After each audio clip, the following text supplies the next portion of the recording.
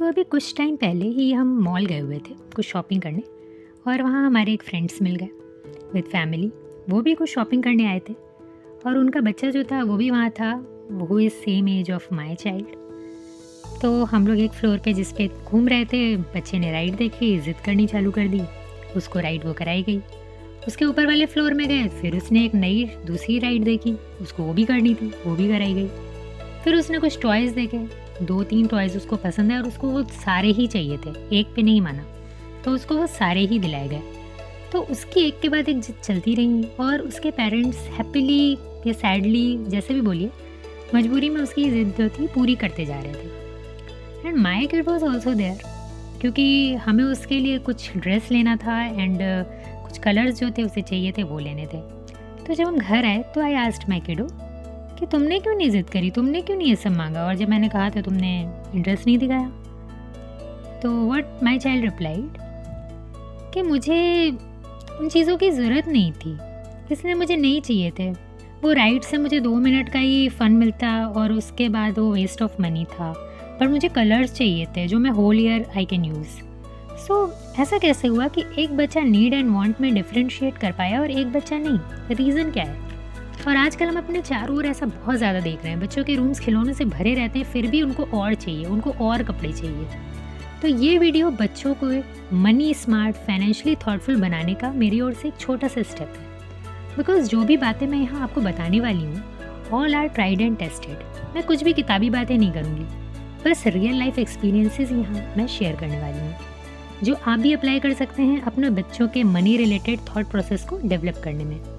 और ये लेसन बस बच्चों के लिए नहीं है, टीन्स हैं जो न्यू कमर्स हैं, न्यू जॉब ज्वाइन करे हैं, नया नया उनके पास पैसा आना चालू हुआ है और फाइनेंस में कच्चे हैं, ये उनके भी बड़े काम के हैं। तो नमस्कार दोस्तों, आप सबका नॉलेज टू विजडम चैनल पे बहुत बहुत स्वागत है।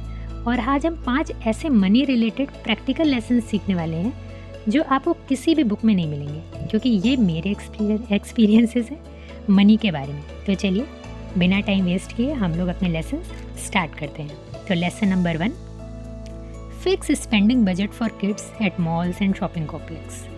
आजकल मॉल्स मार्केट में सब जगह अट्रैक्टिव राइड्स, टॉयज़ भरे पड़े हैं। तो घर से निकलने से पहले ही बच्चों को क्लियर इंस्ट्रक्शन दीजिए कि हम आपको ये ड्रेस या ये शूज़ या ये टॉयज़ लेने ले जा रहे हैं और आपके 100-200 जो हैं वो हम आपको एक्स्ट्रा दे रहे हैं।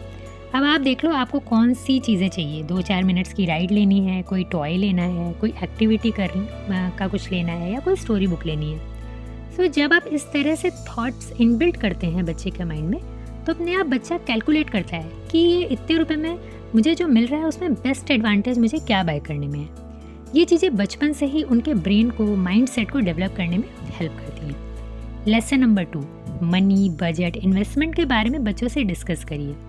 जब मैं छोटी थी तो मेरे मम्मी पापा बैठ के मंथली बजट प्लान करते थे कि इतना बच्चों के फ़ीस है, इतना राशन है, इतना ट्रांसपोर्ट का है, दूध का है, सब्जी का है, अरे दिवाली आ रही है, चलो सबके नए कपड़े आने हैं तो अप्रॉक्स कितने कितने रुपए हो जाएंगे एक एक कपड़े के। तो ये सब बातें होती थी हमारे सामने। अब मैंने मान लीजिए बोल दिया कि नहीं, मेरे स्कूल से ट्रिप ले जाया जा रहा है, मुझे जाना है, तो अगर रीज़नेबल प्राइस लगता था तो वो ऐड कर दिया जाता था। तो इस तरह से बचपन से ये मनी प्लानिंग बच्चों को के सामने की जाती है, तो बच्चे भी समझते हैं कि फिजूल खर्च नहीं करना है, बजट के हिसाब में ही खर्चा करना है। और ये जो बचपन से लर्निंग स्टार्ट होती है मनी रिलेटेड, वो पूरी लाइफ उनके साथ रहती है। Lesson number 3, guiding them about their money. मतलब जब बच्चे कमाने लगे तो उनको गाइड करना। मुझे याद है कि जब मेरी फर्स्ट जॉब लगी थी तो 1-2 मंथ तो मैंने अपने शौक पूरे किए, लाइक कुछ न्यू क्लोथ, शूज़ वगैरह लेने थे ऑफिस के लिए। फ़ोन मेरा ख़राब हो रहा था बिल्कुल, तो नया फ़ोन लिया। फिर एक दिन मेरी मॉम से फ़ोन पे बात हो रही थी, तो मेरी मम्मी बोली, रेंट, खाना पीना, ट्रैवल वगैरह सब मिलाने के बाद कितना पैसा तुम्हारे पास बच जाता है?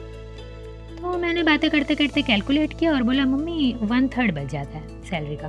तो मेरी मॉम बोली, एक काम करो, ये पैसे अगर अकाउंट में पड़े रहेंगे ना तो खर्चा हो जाएंगे तुमसे, तो तुम एक काम करा करो, जैसे तुमको सैलरी आती है तुम 1/3 निकाल के बैंक में एक RD करा दो।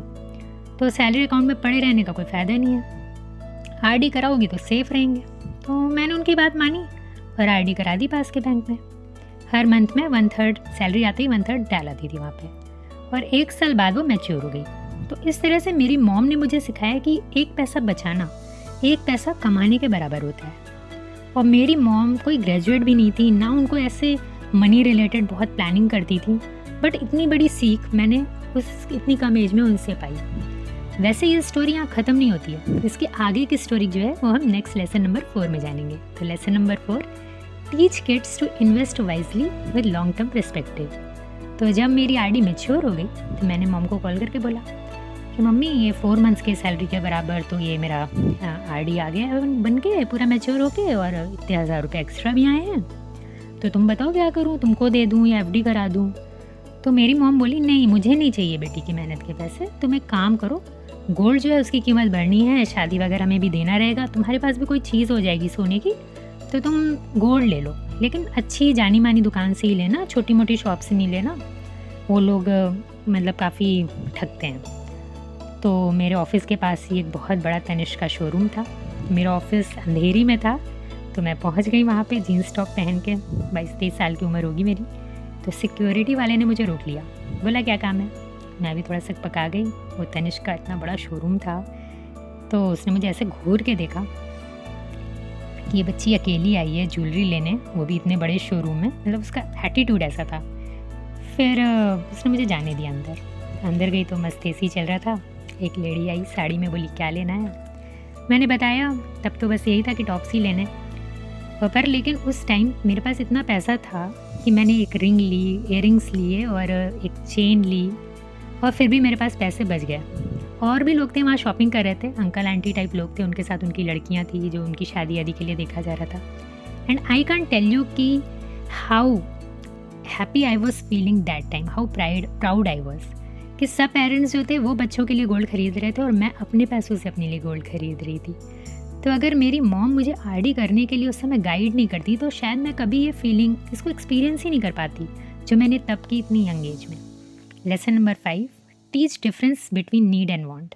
जब बच्चे छोटे होते हैं तो उनको सब कुछ चाहिए, सब उनको ये भी चाहिए, वो भी चाहिए। बच्चों के रूम्स जो हैं मेरी जान पहचान में उनके टॉयज से भरे रहते हैं।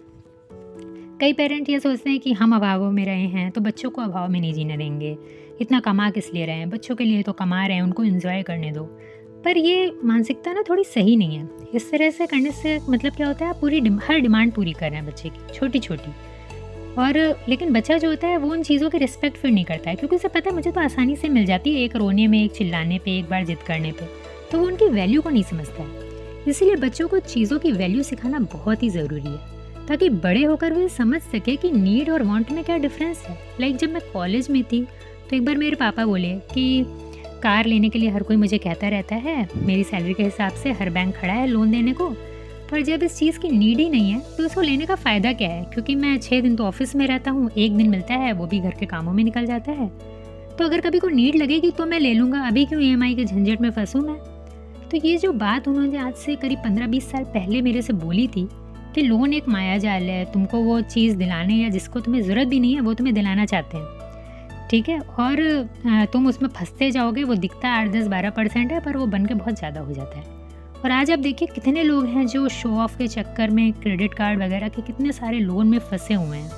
भले उनका बजट ना हो, सैलरी ना हो, फिर भी नए कपड़े, न्यू मोबाइल्स, न्यू वेकेशंस, सब सरप्राइज अपनी इच्छाएं पूरी कर रहे हैं। बजट नहीं है, पर अपने बजट से ज़्यादा महंगा फ्लैट ले रहे हैं, कार ले रहे हैं, सब लोन पे, और पूरी लाइफ डेब्ट में फंसे रहते हैं। तो इस बात पे मुझे फाइट क्लब मूवी का एक कोट याद आ गया कि we buy things we don't need with money we don't have to impress people we don't like. और यहीं पर ये 5 very practical and effective money and finance planning के रिलेटेड लर्निंग्स जो हैं वो समाप्त होती हैं।